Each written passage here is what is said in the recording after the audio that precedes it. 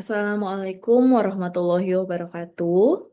Semoga semua adik-adik dalam keadaan sehat walafiat.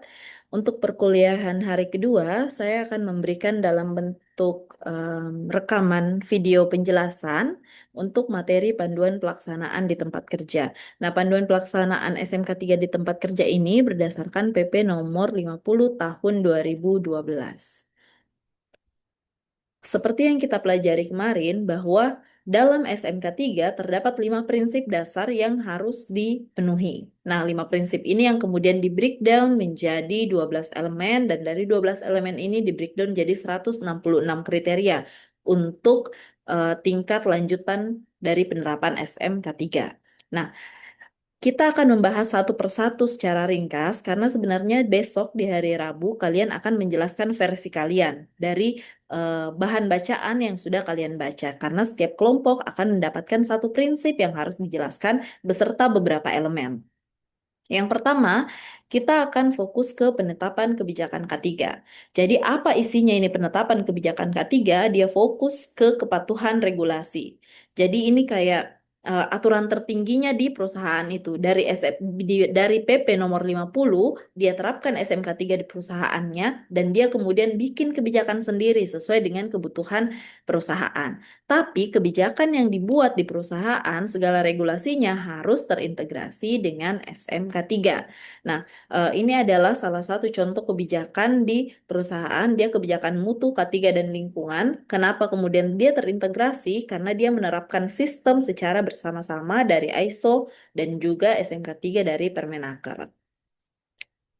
Lanjut ke setelah penetapan kebijakan, dibuatlah perencanaan. Nah, perencanaan ini isinya apa? Isinya adalah informasi yang terdokumentasi. Jadi, ada dokumen-dokumen untuk memastikan K3 akan diterapkan.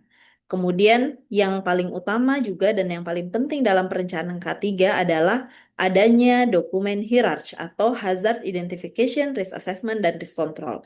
Sebenarnya ini metode analisis resiko tidak harus perusahaan pakai hierarchy. Boleh juga HIRA-DC ataupun hierarchy yang ada opportunity-nya. Tapi masih sebagian besar sekarang menggunakan istilah hazard identifikasi, risk assessment, dan risk control. Nah, untuk di perencanaan ada dokumentasi SMK 3 seperti tadi yang saya jelaskan, bahwa informasinya ini harus terdokumentasi. Dan ini juga terbreakdown menjadi satu elemen sendiri di SMK 3, yaitu pendokumentasian. Fungsinya apa? Fungsinya untuk menjamin konsistensi penerapan SMK 3. Kemudian ketika ada audit internal atau eksternal, ada yang diperlihatkan hitam di atas putihnya, sehingga evaluasi dan peningkatan itu lebih mudah untuk diketahui dengan adanya dokumen-dokumen ini. Nah, apa dokumen wajibnya? Kalau di peraturan SMK 3 PP nomor 50 itu sudah jelas apa informasi yang harus terdokumentasi, mulai dari pedoman SMK 3 sampai dengan prosedur-prosedur terkait satu pekerjaan di perusahaan atau industri. Nah, ternyata informasi terdokumentasi ini ada hierarki dokumennya. Jadi ada level 1, ini level yang paling tinggi, yaitu adanya kebijakan secara tertulis, seperti tadi tahapan pertama yaitu penetapan kebijakan. Nah, di level 2 di perencanaan, kebijakan tersebut betul-betul ada wujudnya kebijakan ini dalam bentuk aturan yang harus dipatuhi oleh orang-orang yang ada di perusahaan. Kemudian dari kebijakan ini lahir kemudian pedoman.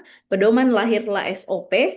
SOP, setelah SOP ada instruksi kerja. Jadi bedanya SOP dan instruksi kerja, kalau SOP ini dia sifatnya lebih luas. Misalnya SOP penggunaan laboratorium.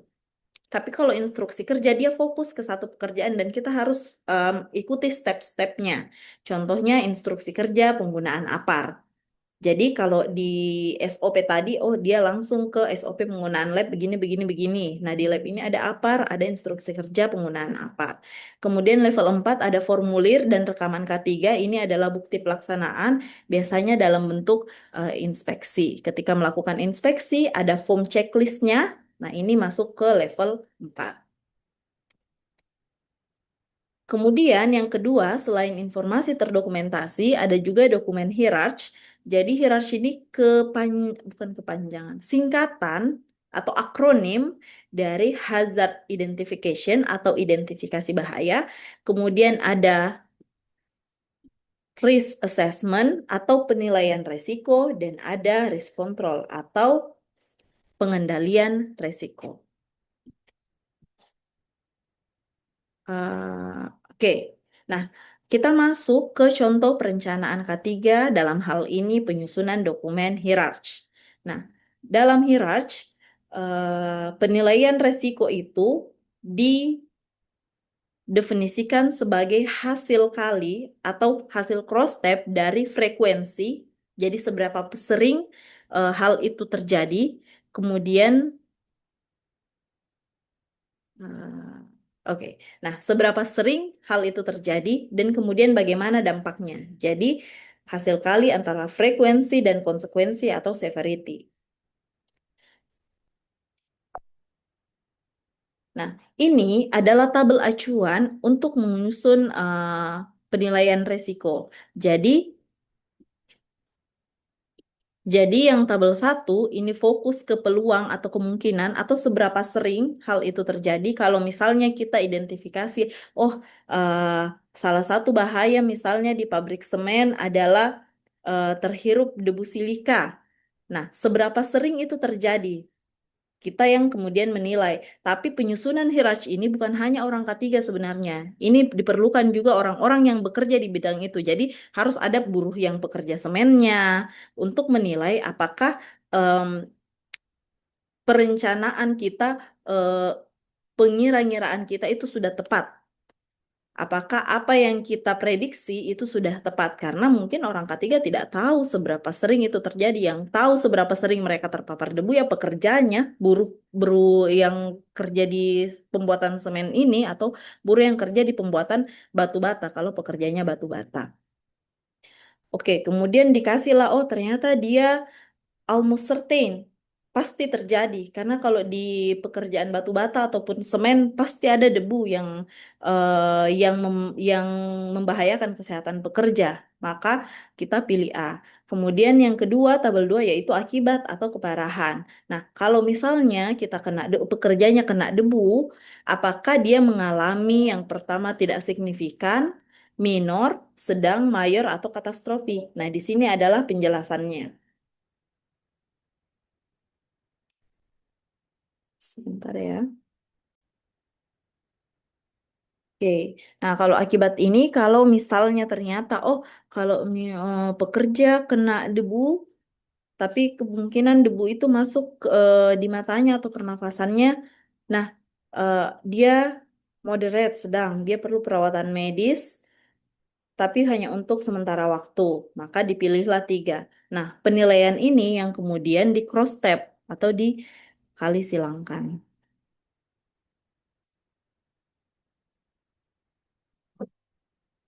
Eh, Nah, ini adalah matriks penilaian resikonya, tempat kita untuk meng-cross-step antara peluang atau seberapa sering itu terjadi dan akibat. Kalau tadi peluangnya A almost certain, maka kita tandai A, kemudian akibatnya oh ternyata 3 tadi sedang. Nah, maka kita tarik garis lurus. Nah, kita tahu bahwa ternyata resikonya adalah tinggi. Maka bisa dikategorikan bahwa resiko paparan debu di pabrik semen ataupun batu bata itu adalah tinggi. Setelah itu, kita lihat kalau tinggi artinya dia memerlukan perencanaan khusus di tingkat manajemen puncak dan penanganan dengan segera karena kondisinya ini kondisi darurat. Saya skip ya. Nah, ini contoh form industri pengecatan motor. Jadi apa bahayanya? Bahayanya diklasifikasikan berdasarkan potensial hazard, jenis potensial hazard. Kemudian apa dampaknya? Analisis resikonya seperti apa? P-nya ini peluang atau seberapa sering ini terjadi dan Q-nya ini dampaknya. Seberapa parah dia kualitinya. Nah, baru kemudian dikategorikan apakah dia sedang, rendah, atau signifikan atau tinggi. Lalu kemudian ada evaluasi resiko dan Kalau evaluasi resiko ini berdasarkan kategori ini tadi ya, kalau misalnya dia signifikan, artinya kita tulis memerlukan perhatian dari pihak manajemen dan segala macam. Baru kemudian dirumuskan risk controlnya. Jadi tadi sudah ada hazard identification, identifikasi bahaya, kemudian sudah risk assessment, sudah HIRA, baru kemudian masuk ke risk control. Risk control ini pengendalian berdasarkan hierarki ketiga, apa-apa saja yang bisa dilakukan per bahaya, berdasarkan bahaya yang mungkin muncul di pekerjaan. Makanya tadi SMK 3 itu karena ada tahapan perencanaannya, maka dikatakan dia sifatnya proaktif dan sistemik. Nah, setelah direncanakan, jadi sudah ada ini dokumennya, sudah ada dokumen identifikasi bahayanya sampai kemudian ke tahap pengendaliannya. Sekarang kemudian dilaksanakanlah apa program K3 yang mau dibuat di perusahaan itu. Yang pertama, bisa menyediakan SDM berkualifikasi, ada panitia pembina ketiga yang ditunjuk sama direktur atau manajer di perusahaan, direktur ya, owner perusahaan itu, kemudian harus ada ahli ketiga umum, dan lain sebagainya. Nah, berbicara terkait kompeten, menyediakan sumber daya yang kompeten, kita kenal kita kenal istilah S KA untuk menentukan apakah seseorang itu kompeten di bidang K3 ini. Yang pertama S itu artinya skill, kemampuan, kemudian K itu knowledge, dan A itu attitude. Jadi tiga hal ini yang kemudian dilihat untuk menentukan apakah si A ini kompeten atau tidak. Kita akan bahas satu-satu. Nah, oh sorry. Nah, kalau dia skill, skill itu artinya keterampilannya, kemampuan praktisnya. Kalau kita mau lihat dari hitam di atas putih, kita bisa lihat apakah dia punya sertifikat AK3U misalnya, atau apakah dia punya sertifikat ahli hygiene industri, itu skill. Apakah dia punya sertifikat bahasa Inggris, English Proficiency Test, itu skill. Nah, kemudian kalau knowledge, pengetahuannya. Pengetahuan ini pemahaman tentang bahaya, regulasi, dan prosedur K3, tapi kalau kita mau lihat hitam di atas putihnya, apakah dia sudah punya ijazah? Ijazahnya apa? SMA, S1, S2, dan seterusnya. Itu bisa dibuktikan dengan ijazah. Jadi sudah ada ijazah, kemudian ada sertifikat yang sesuai dengan tempat kerjanya. Nah, yang ketiga ada attitude atau sikap.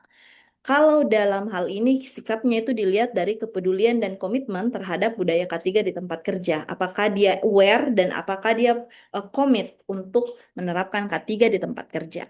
Kalau untuk pegawai yang baru bekerja, maka attitude akan dilihat ketika dia wawancara atau ketika dia tes psikotes. Kalau tes psikotesnya ada. Nah, adapun jenis-jenis atau pelatihan K3, saya kembali dulu di tahapan pelaksanaan ini. Di tahapan pelaksanaan ini ada namanya komunikasi K3. Komunikasi K3 itu bentuknya bisa berupa rapat internal atau briefing harian.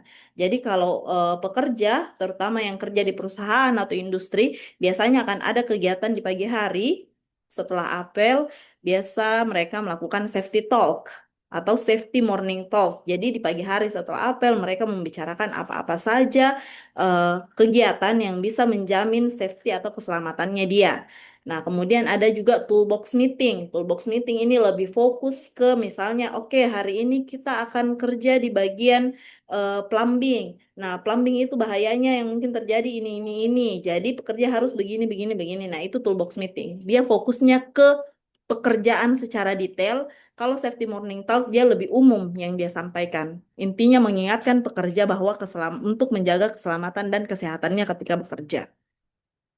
Kemudian dalam pelaksanaan K3 juga ada partisipasi pekerja. Jadi pekerja yang terlibat tadi di perencanaan, pekerja harus terlibat dalam menyusun dokumen itu. Kemudian ketika ada nirmis atau kecelakaan itu dilaporkan. Nirmis ini hampir hampir hampir hilang.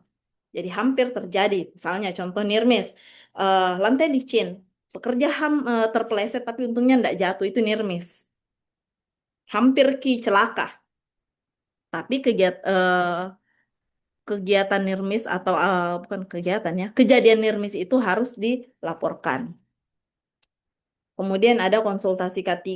Nah, di sini berperanlah P2 K3 untuk memberikan pemahaman ke pekerja, ke setiap divisi bahwa K3 itu penting untuk diterapkan.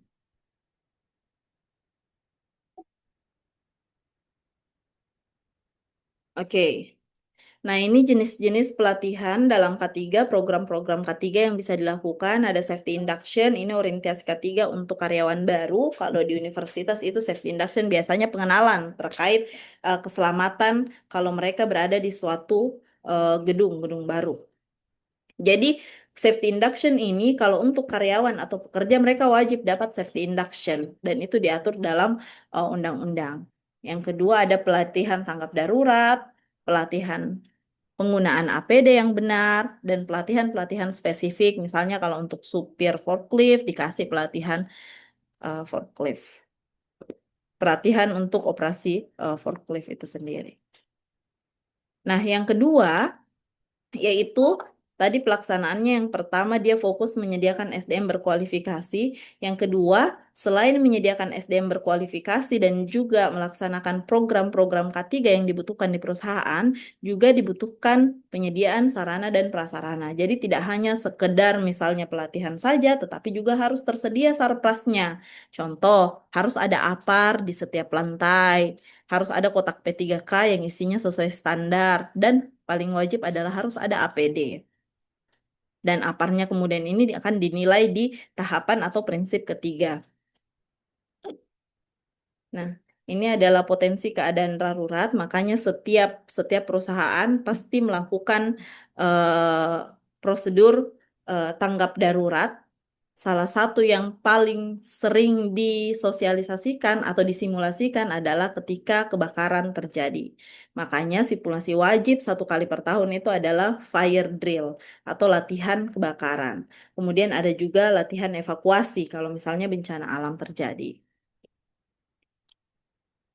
Nah, setelah melakukan program K3, dipantau kemudian, nah bagaimana caranya dipantau dengan melakukan audit. Audit paling awal itu adalah audit internal dulu. Jadi, audit ada dua sebenarnya, internal dan eksternal. Kalau eksternal itu dari Kemenaker, orang auditornya itu dari Kemenaker. Kalau audit internal itu sesama sesama yang bekerja di perusahaan itu. Gunanya apa? Gunanya untuk menilai dulu diri mereka sendiri. Setelah melakukan program, bagaimana hasilnya, bagaimana kesiapannya sebelum nanti mereka bukan mengalami ya, sebelum mereka diaudit eksternal per 3 tahun untuk pengaplikasian K3-nya. Nah, setelah dipantau, dievaluasi, oh ini ternyata programnya penyediaan aparnya, misalnya program tanggap darurat, oh ternyata sudah ada SOP tanggap daruratnya, sudah ada aparnya, tetapi ketika diinspeksi ternyata aparnya kadaluarsa. Nah, artinya setelah dipantau dan dievaluasi, untuk tinjauan manajemen itu dijadikan laporan, ada apar, tapi ternyata aparnya expire, maka tidak bisa digunakan. Jadi apa yang harus dilakukan? Oh, berarti kita harus lebih sering inspeksi pengadaan apar baru. Nah, itu masuk ke tinjauan manajemen di langkah terakhir. Kalau dalam PDCA dia masuk di EK. Jadi kita sudah lihat sudah dipantau apa yang ada di lapangan, kemudian oh dievaluasi ini bagus, ini tidak, baru kemudian dilakukan tinjauan manajemen apa yang dilakukan setelah itu. Kalau dia bagus berarti dipertahankan, kalau tidak bagus berarti cari lagi cara lain untuk memperbaiki itu semua. Makanya sifatnya dia cycle atau siklus, continuous improvement. Jadi setelah ditinjau manajemen, oke, kita harus mengadakan melihat kembali tanggal penggunaan APAR dan memperbaharui APAR yang sudah ada. Nah, setelah itu dilihat lagi kebijakannya masih proka terhadap pembaharuan APAR, kemudian apakah itu masih jadi masalah. Jadi dia seperti siklus begitu seterusnya sampai dia betul-betul baik. Ini ada studi kasus sederhana, sebuah pabrik manufaktur mengalami kebakaran kecil akibat korsleting listrik. Tidak ada pekerja yang memahami prosedur evakuasi dan tidak ada SOP tanggap darurat yang tersosialisasi.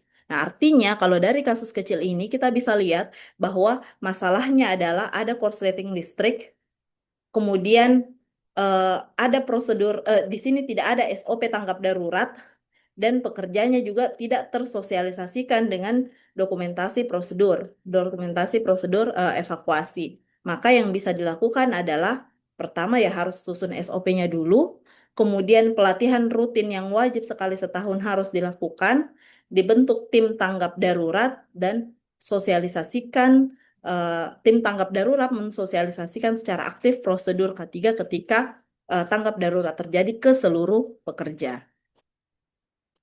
Nah, ini studi kasus sederhana. Nah, untuk hari ini silahkan kalian, tapi deadline-nya ini Kamis. Jadi, asumsi saya adalah kalian akan fokus ke jigsaw dulu untuk besok. Nah, nanti kalian kumpulkan tugas tas 2 ini ditulis tangan. Kalian menjawab 4 pertanyaan ini. Kalian foto, setelah tulis tangan, kalian foto dan kalian kumpul via Lentera di tas 2 tugas individu paling lambat hari Kamis jam 12 malam. Tapi lebih cepat lebih baik. Jadi kalian jelaskan perannya P2K3 dalam implementasi SMK3, kenapa komunikasi K3 itu penting. Tadi salah satu contoh komunikasi K3 adalah ketika melakukan safety morning talk atau toolbox meeting. Nah, kalian jelaskan kenapa itu penting dalam pencegahan kecelakaan kerja. Kemudian menurut kalian bagaimana caranya meningkatkan kepedulian pekerja terhadap K3.